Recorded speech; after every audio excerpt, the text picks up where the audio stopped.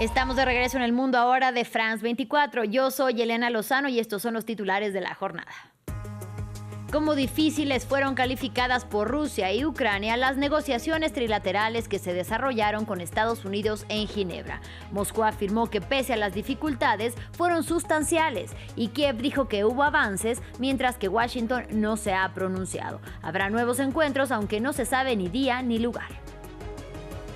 Cuba estrecha aún más los lazos con su aliado tradicional Rusia, en medio de la presión que ejerce Estados Unidos en contra de la isla que atraviesa una crisis económica y energética. El canciller cubano está en Moscú, donde se reunirá con el presidente Vladimir Putin.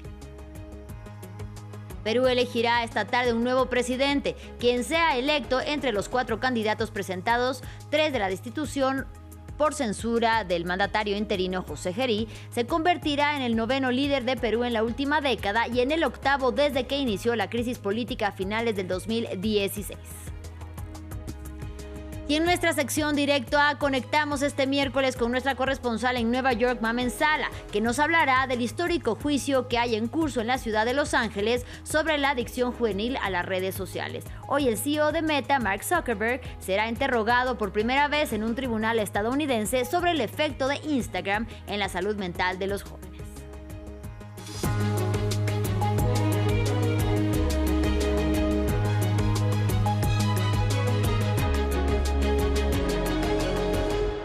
Iniciamos en Ginebra. Rusia y Ucrania calificaron de difíciles las negociaciones trilaterales que se desarrollaron con Estados Unidos en la capital suiza entre el martes y hoy miércoles. Moscú afirmó que pese a las dificultades de coincidir, sobre todo en asuntos militares, estas fueron sustanciales y Kiev dijo que hubo avances. Ambos países en guerra coincidieron en que habrán nuevos encuentros, aunque no se sabe todavía ni dónde ni cuándo.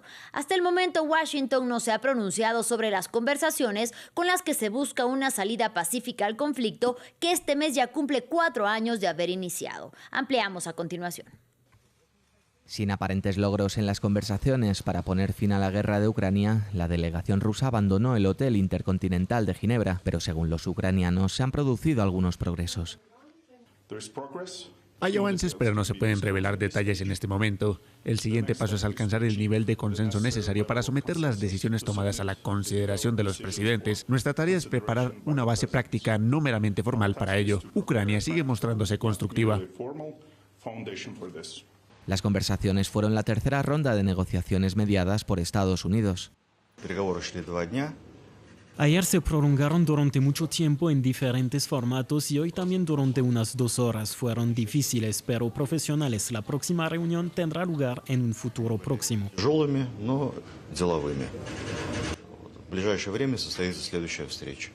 Hasta ahora el Kremlin no ha cedido en sus demandas territoriales. Rusia ocupa aproximadamente el 20% de Ucrania, incluidas grandes partes de la región de Donbass, que quiere que Kiev le entregue en su totalidad. Ucrania siempre ha rechazado esta exigencia, pero Zelensky afirma que ha habido avances, más en el frente militar que en el político. Mientras tanto, Donald Trump ha sugerido en repetidas ocasiones que corresponde a Ucrania y a su presidente garantizar el éxito de las conversaciones. Zelensky respondió diciendo que no es justo seguir pidiendo a Kiev que negocie un acuerdo. Aún no está claro cuál será el rumbo de las negociaciones tras esta ronda de diálogos, aunque Moscú asegura que habrá más.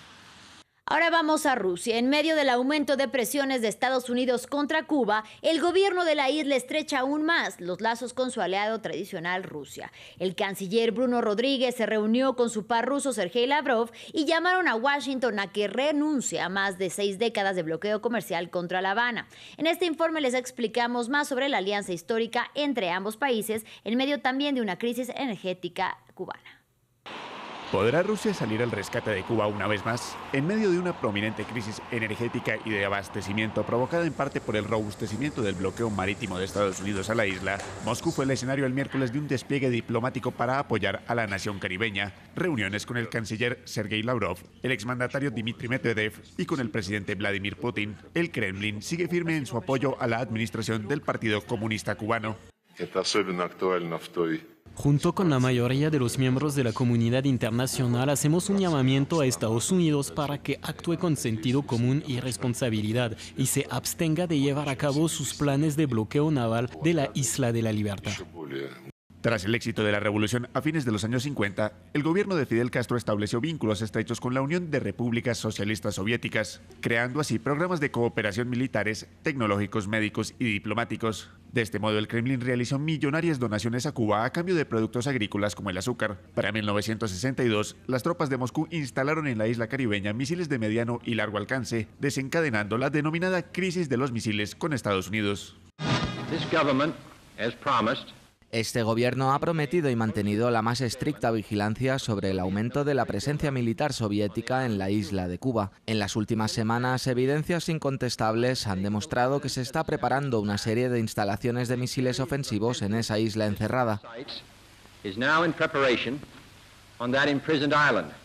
Una alianza estratégica que funcionó durante buena parte del siglo XX hasta la caída de la URSS en 1991, un derrumbe que agudizó los problemas económicos cubanos en la década de los 90. Sin embargo, con la llegada de Vladimir Putin al poder en el 2000, Moscú y La Habana fortalecieron nuevamente sus vínculos.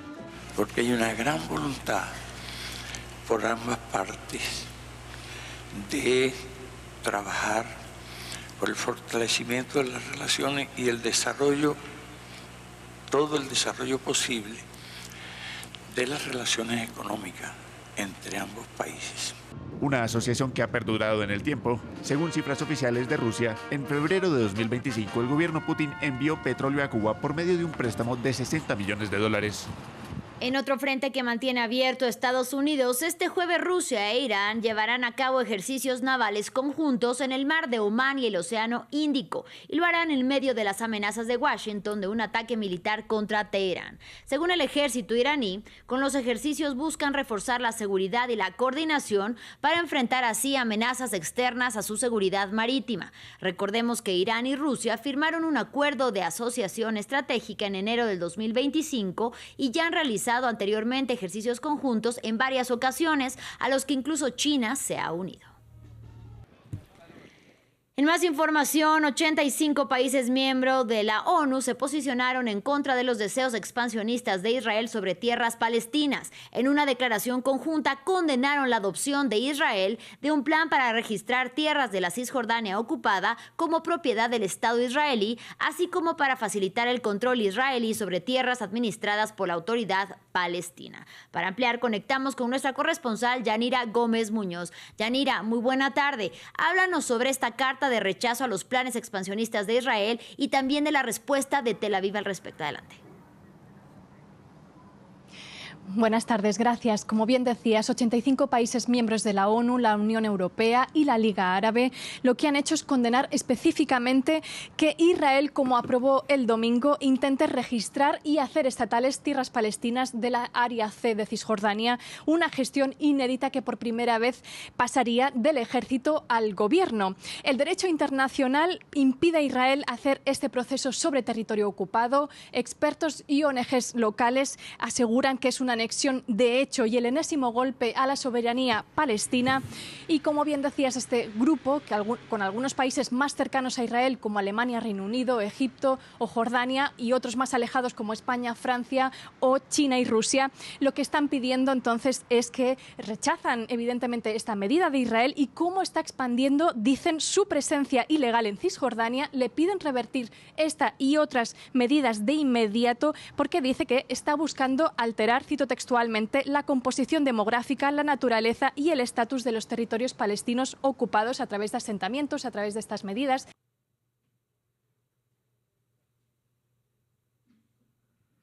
Ahí estaba justamente Yanira Gómez Muñoz desde Tel Aviv, desde Jerusalén, en Israel, hablándonos acerca precisamente de estos deseos expansionistas del gobierno israelí sobre los territorios palestinos. Precisamente ya está nuevamente con nosotros Yanira. Yo te pediría que nos amplíes el tema que nos estabas comentando, pero también que nos digas si en medio de esta devastación de la Franja de Gaza, pero también una crisis de salud alimentaria y humanitaria, como viven los gazatíes, este segundo día del inicio de la celebración más importante para ellos a nivel religioso, el Ramadán.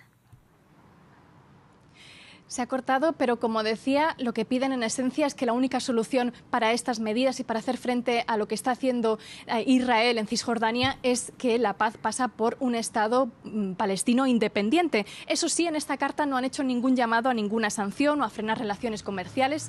Sin embargo, el gobierno israelí ha ignorado este comunicado y de forma indirecta el ministro de Finanzas, Bezalel Smotrich, ha subrayado en un evento ante líderes de asentamientos básicamente que sus planes para, dando por hecho que el próximo gobierno estará su partido, ha dicho que sus planes son básicamente alentar la migración, lo que significa promover la limpieza étnica en Cisjordania, y también ha dicho que eliminarán de golpe los acuerdos de Oslo. Como bien mencionamos, estamos a las puertas de este Ramadán. Es el tercer Ramadán bajo invasión israelí, es el primero bajo la tregua impuesta por Donald Trump, pero como dicen los palestinos en Gaza, el cese solo es de nombre, es nominal, porque no ha cambiado nada. El dolor persiste, como los ataques, los bombardeos, los tiroteos, hay escasez de alimentos y los precios están disparados, y los lugares de culto y reuniones familiares básicamente son entre 835 mezquitas destruidas, 180 dañadas y celebraciones en tiendas de campaña precarias o en lugares de rezo improvisados con madera y, como decía, entre los escombros. Decía Reuters, una palestina desplazada, que les hubiera gustado recibir este Ramadán en un ambiente diferente porque, como decía, lo que hay es esa sensación de dolor colectivo por la pérdida. Al no poder celebrar este Ramadán con amigos, familiares, al menos más de 600 muertos en esta supuesta tregua de Trump, y también por esa pérdida espiritual de estos lugares de culto, ¿no? Porque tampoco hay la posibilidad de adornar como se querría, apenas se han visto algunos adornos, algunos farolillos, y evidentemente lo que va a haber son comidas de iftar muy sencillas. Un ánimo que en Cisjordania tampoco será mejor porque hay gran miedo por estos planes que decíamos anexionistas de Israel, también por la asfixia económica que lleva a cabo cortando e impidiendo y bloqueando los fondos de la Autoridad Nacional Palestina. Hay gran desesperación por el desempleo que imposibilita, por ejemplo, trabajar de este lado, y entonces en este ánimo es como llega este Ramadán. Muchísimas gracias, Yanira Gómez Muñoz, por la información, por tu reporte puntual desde Jerusalén. Avanzamos porque nuevo capítulo en la crisis política por la que atraviesa Perú. Un día después de la destitución de José Gerí, el Congreso peruano escogerá esta tarde al nuevo presidente interino.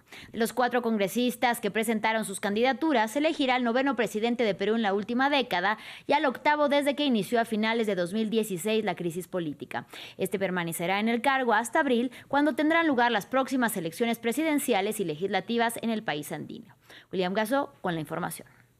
¿Quién sucederá a José Gerí a la cabeza del gobierno interino de Perú? Ayer el presidente interino peruano fue censurado por investigaciones en su contra por corrupción y tráfico de influencias. Este miércoles el Congreso escogerá al 9º presidente del país andino en los últimos 10 años, el 8º desde la crisis política iniciada a finales de 2016. 4 congresistas presentaron sus candidaturas. La favorita se llama María del Carmen Alba, pertenece a la Acción Popular y fue presidenta del Congreso entre 2021 y 2022. Abogada de 58 años y militante histórica del partido centrista, se beneficia del apoyo de un partido que ha ocupado la presidencia del país en 3 ocasiones. Otro candidato es la figura de izquierda Edgar Raimundo. Con 73 años, este sociólogo cuenta una larga experiencia política en formaciones de izquierda y pertenece ahora a Juntos por el Perú. Edgar Raimundo cree poder generar consenso alrededor de su candidatura. Por supuesto, porque yo soy de las personas que conversa bastante,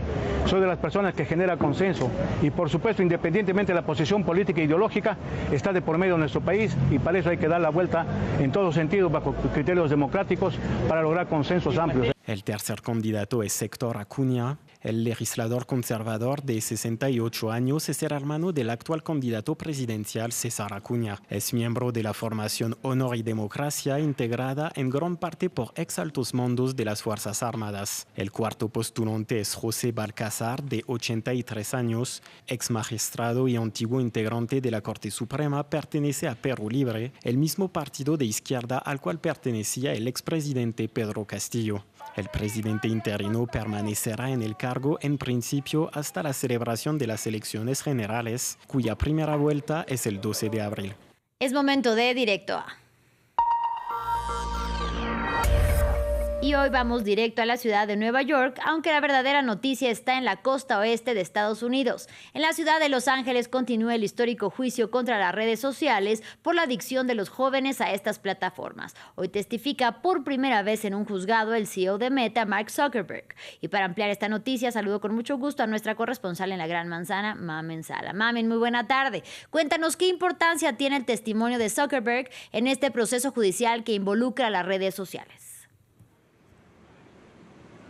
Muy buenas tardes. Tiene mucha importancia, como decías, es la primera vez que el fundador de Meta se sienta en el banquillo de los acusados en un proceso para testificar por una denuncia contra la seguridad juvenil. Hemos visto en otras ocasiones al fundador de Meta, Mark Zuckerberg, declarar en el Congreso. De hecho, allí asistieron muchas de las familias cuyos hijos están afectados por estas adicciones que provocan las redes sociales, familias las cuales también han viajado en este proceso a Los Ángeles para seguir muy de cerca este testimonio que, como dices, es histórico. ¿Por qué? Porque no es la única denuncia que hay contra las redes sociales, hay más de 1.500, pero esta se está utilizando, por así decirlo, como un caso piloto para ver cómo de lejos se puede llegar. La denunciante es una joven de 20 años ahora que dice que por la adicción que provocan las redes sociales sufrió ansiedad y pensamientos suicidas. Así lo ha explicado su abogado, quien ha dicho que la joven de la que se mantiene, por supuesto, no se ha revelado su identidad, dijo que a los 6 años empezó a utilizar YouTube, a los 9 Instagram, y eso le creó una adicción que llegó a utilizarlo hasta 16 horas diarias a pesar de la oposición de su madre. Y por esto tuvo, como decía, estos pensamientos suicidas. Este juicio no solamente es histórico porque sienta en un banquillo de los acusados a los fundadores de Meta, y también ha declarado en días anteriores el propietario de Google, porque YouTube también está acusado en esta causa, sino también porque podría marcar, como decía, un antes y un después en las plataformas. Si finalmente la demandante gana este proceso, no solamente se traducirá en millones de dinero que tendrán que pagar por esa multa, sino también en un cambio en la forma en la que utilizamos esas plataformas digitales. Como sabéis, aquí en Estados Unidos ha sido una guerra a nivel mundial, por supuesto, ha sido una guerra contra las redes sociales, pero en Los Ángeles y en Nueva York especialmente están decididos desde el 2024 a ir en contra de esa adicción que provocan las redes sociales. Tenemos que decir también que desde la compañía siguen insistiendo en que en este proceso, que comenzó hace varios días y durará también varios días, se van a demostrar, dice, cómo las plataformas como Meta no están en contra de los jóvenes, sino que velan por ellos, intentando proteger a los menores de 18 años. Dicen desde la plataforma que han cambiado sus políticas, que han reforzado esas medidas de privacidad y también ayudado a que los algoritmos no inviten a los jóvenes a estar, como quien dice, más adictos a estas redes sociales. Mamen, y en este contexto que bien nos describes, se da esta causa ante la justicia de Estados Unidos. Cuéntanos un poco más sobre por qué ocurre. Sí, ocurre en un momento en el que cada vez más familias, como os decía, en este país, pero también a nivel mundial, están denunciando a las redes sociales por la adicción que crean en sus menores. Nueva York, por ejemplo, ha sido una ciudad pionera en este sentido. En el 2024 declaró a estas plataformas digitales como un enemigo contra la salud pública y desde entonces ha trabajado en esa dirección para restringir el uso de estas plataformas en menores lo máximo posible. Porque hay un dato muy interesante, y es que desde que nació Internet no ha habido en el Congreso, no se ha aprobado una ley federal que pueda afectar a todo el país a nivel nacional para regular específicamente las redes sociales. Así que lo que están haciendo los estados es protegerse de manera individual. Lo estamos viendo aquí en Nueva York, pero lo veremos también muy pronto en otro juicio que está pendiente en Nuevo México. Allí la estrategia está siendo muy interesante porque lo que están haciendo allí y en otros muchos lugares es presentar las redes sociales como una amenaza, como una droga, por así decirlo, y están utilizando la misma estrategia que utilizaron los demandantes en los años 90 contra las tabacaleras. En Nuevo México esta demanda va más allá, dice que las redes sociales han creado un caldo de cultivo para futuros depredadores sexuales al poner a disposición de gente joven contenido sexual. Muchísimas gracias por el reporte desde la Gran Manzana, Nueva York, a Mamen Sala. Ahora vamos con Enfoco. Canadá y Estados Unidos comparten la frontera más larga del mundo, pero las tensiones están aumentando debido al comercio y también a la política. El presidente estadounidense Donald Trump ha amenazado a Canadá con aplicar aranceles sin precedentes y ha expresado su deseo de anexar al país para convertirlo en el estado número 51 de la Unión Americana. En la ciudad fronteriza canadiense de Cornwall, esas tensiones se sienten en la vida cotidiana. Nuestros colegas de France 2 con la historia. Aquí, en la frontera entre Canadá y Estados Unidos, el río San Lorenzo fluye en calma, pero tras décadas de estrechos vínculos, las tensiones entre los dos vecinos van en aumento. En Cornwall, una ciudad canadiense de unas 50.000 personas, los viajes y el comercio transfronterizo han moldeado desde siempre la vida diaria. Ahora, esa cercanía está siendo puesta a prueba. Los aumentos de aranceles y las amenazas de anexión por parte de Donald Trump tienen a muchos preocupados. Incluso en este partido de hockey, el deporte nacional de Canadá, la política está en boca de todos. Nos quedamos en Canadá por ahora. Con todo lo que está pasando, antes íbamos seguidos, pero ya no iremos. No solo no quiero gastar mi dinero en Estados Unidos, tengo miedo. No voy a mentir, me da miedo ir allá, da terror. Algunos habitantes ya han empezado a reaccionar.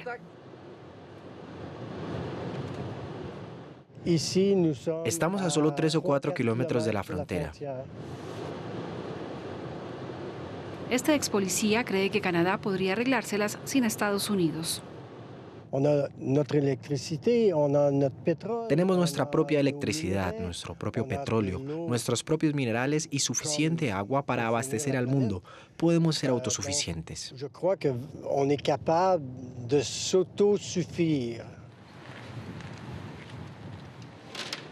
Y la autosuficiencia empieza en el supermercado. Esto es canadiense. Este cheddar se hace justo aquí.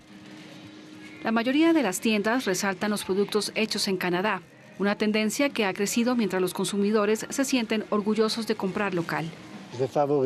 Generalmente prefiero los productos canadienses para apoyar nuestra economía local. ¿Diría que hace un boicot a los productos estadounidenses? Sí, un poco. Las tensiones comerciales ya están teniendo consecuencias. La primavera pasada, Estados Unidos impuso aranceles del 25% a productos canadienses, incluyendo la madera. Esto llevó al cierre de esta fábrica de muebles en Cornwall. Se perdieron 300 empleos, pero la ciudad no le ha dado la espalda a sus vecinos estadounidenses. Algunos creen que debo ser más agresivo con nuestros amigos en Estados Unidos, pero siempre les recuerdo que ellos contribuyen a nuestra economía aquí en Cornwall. Cuando compran aquí, cuando vienen a comer, cuando visitan, gastan dinero en nuestra comunidad y dependemos de esos dólares. Estados Unidos es el mayor socio comercial de Canadá y sus economías están estrechamente vinculadas. Esta fábrica de plásticos envía tarimas al otro lado de la frontera todos los días. Estas van para Utah. Este lote es para uno de nuestros grandes clientes, Grimco, en Ohio. Los empaques plásticos se producen en el sitio. Hasta ahora los aranceles no han afectado a este sector, pero la mitad de las ventas de la empresa se hacen con gigantes estadounidenses como Amazon, Ford y Walmart. La incertidumbre no es buena para los negocios, pero el gerente se mantiene pragmático. No habrá un regreso a la normalidad, eso es seguro. Así que tenemos que innovar, adaptarnos y nos damos cuenta de que debemos desarrollar mercados como China. A pesar de compartir la frontera más larga del mundo, de más de 9.000 kilómetros, las relaciones entre los dos vecinos se han vuelto cada vez más tensas. A solo 3 horas de Cornwall, un pueblo de Quebec se ha convertido en símbolo de esa división. En Stansted, esta biblioteca fue construida justo en la frontera como un símbolo de unidad, dividiendo el edificio en 2. Hasta hace poco, los canadienses podían entrar desde el lado estadounidense. Ahora, esa puerta está cerrada para ellos. Sylvie Boudreau, presidenta del Consejo de la Biblioteca Haskell. Si te atrapan, la multa puede ser de $5,000. Incluso pueden detenerte y registrarlo en tus antecedentes. Las nuevas reglas fronterizas obligaron a la biblioteca a añadir una segunda entrada. Esta es la nueva puerta. ¿Será para los visitantes canadienses? Sí, exactamente. Tú estás en Estados Unidos, yo estoy en Canadá. Esta línea marca la frontera. Las reuniones transfronterizas ahora están prohibidas. y la policía de ambos países realiza controles ocasionales. Viví en Estados Unidos alrededor de 10 años. Mi difunto esposo era estadounidense. Para mí, esto es desgarrador, de verdad. Para reducir la dependencia de Canadá respecto de Estados Unidos, el primer ministro Mark Carney ha buscado nuevos socios estratégicos. Recientemente anunció un acuerdo comercial con China, una movida que enfureció a Donald Trump, una señal de que la guerra comercial por ahora continuará. Con esto vamos a una pausa, pero en breve más información aquí en France 24. No se vayan.